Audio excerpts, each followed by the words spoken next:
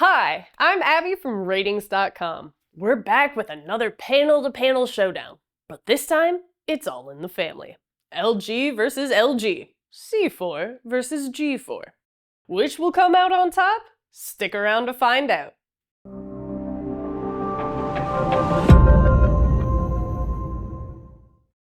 We'll discuss differences in design and performance aspects like brightness, reflections, viewing angles, and sound quality.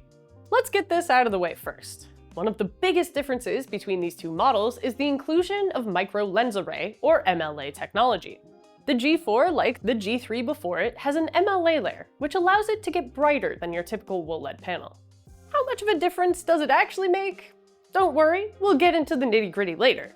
For now, it's worth mentioning that the MLA layer is included in every size of the G4, except the massive 97-inch model. Sizes range from that 97-incher all the way down to a 55-inch model. The C4, on the other hand, doesn't have an MLA layer. And unlike the G4, the C4 is also available in smaller 42 and 48-inch sizes, but it only goes up to an 83-inch model. Coming from the same brand, these TVs naturally share some similarities in design. Both have thin bezels and sleek profiles. The screen on the C4 is thinner, but the central panel on the back for the inputs adds some bulk, whereas the G4 has a fully flat profile that makes it thinner overall. That also means you can mount the G4 completely flush against the wall for a sleeker look. Only the 55 and 65-inch models of the G4 come with a stand, while the larger sizes come with LG's slim wall mount. It's also worth noting that the 83-inch version of the C4 uses a bigger stand, and the 42-inch version comes with 2 feet instead of a center stand. The stand on the 65-inch C4 is definitely prettier than the more utilitarian-looking stand included with the 65-inch G4. But the stand on the G4 can also be adjusted to 2 different heights, giving you more clearance for a soundbar if needed. As for inputs, both the C4 and G4 include 4 HDMI 2.1 ports that support 4K at 144 Hz, unlike previous generations that were capped at 120 Hz. Both include an eARC port and support audio pass-through for advanced formats like DTS. Both TVs also support Dolby Vision. No real differences here. No matter which model you go with, you can rest assured you'll get the most out of your Blu-rays and gaming consoles. There are also some noticeable aesthetic differences.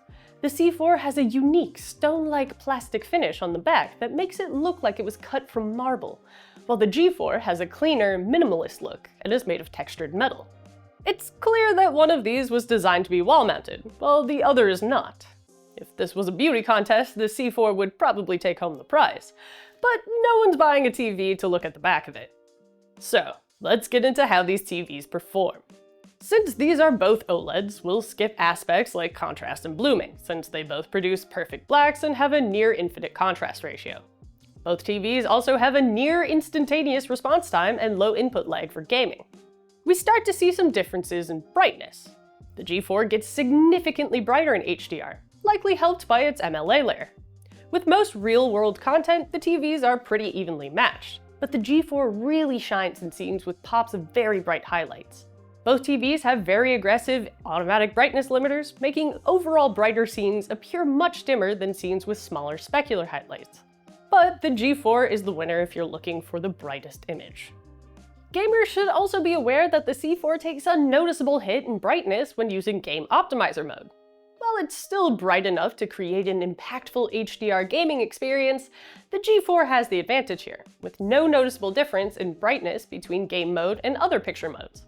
There are workarounds you can use on the C4 that mostly involve not using Game Optimizer mode while leaving Auto Low Latency mode enabled, but the fact you even have to work around it at all is a pain for gamers who want the best HDR gaming experience without compromising on gaming features. It's a similar story in SDR, the G4 getting brighter overall. Both TVs get bright enough to handle their fair share of glare, but if you're watching TV in a bright room, or you just want your SDR content to pop a little bit more, then the added brightness of the G4 will come in clutch. Speaking of glare, there's also a slight difference in reflection handling between these two models. Reflections are no issue on the C4, but the G4 does an even better job of reducing the intensity of direct reflections. That and its overall brighter image make the G4 a noticeable upgrade for daytime and bright room viewing. Alright, let's talk about the big green elephant in the room. We've mentioned this before in our other comparisons with the C4, but our unit has a noticeable green tint when viewed from off-center.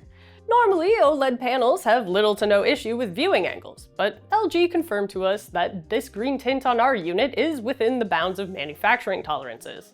In other words, you're unlikely to see a green tint any worse than ours, but your mileage will vary depending on panel variation. If you really want to be safe, make sure you buy from a store with a good return policy, just in case you start seeing green. The G4 that we tested, meanwhile, has a perfect viewing angle.